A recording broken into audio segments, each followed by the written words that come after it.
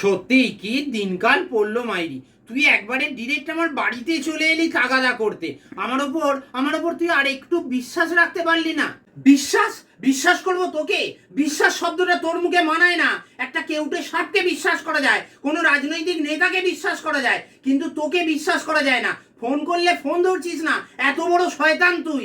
আরে বাবা, আমি তো বললাম তোকে, বারবার করে বলেছি আমার ফোনটা খারাপ হয়ে গিয়েছিল। তোর ফোন যদি খারাপই হয়ে থাকে তাহলে আমার বউ যখন নাম বদলে ফোন করলো অন্য একটা নাম্বার থেকে, তখন তুই ফোন ধরে গল্প করছিলি কি করে? কি টুম্পা সোনা? তুমি ভাবছো তুমি একাই, তুমি ডালে ডালে চললে না, আমি পাতায় পাতায় চলি, এটুকুন জেনে রাখো। ছোট লোক, ক্যারেক্টারলেস একটা। শিগগিরই তুই আমার 40,000 টাকা ফেরত দে, চিটিং বাজ।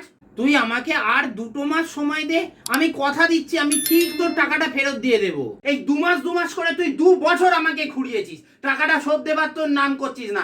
আর যদি তুই আমায় টাকা না দিস না, আমি এই তোর বাড়িতে দাঁড়িয়ে বলছি, আমি সোজা জেল খাটবো বলে দিলাম।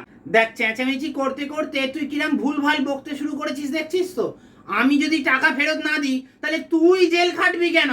ভুল নয়, আমি ঠিকই বলছি। আর যদি তুই আমায় টাকা না দিস না, তাহলে এখানেই আমি তোকে খুন করে জেল খাটবো বলে রাখলাম।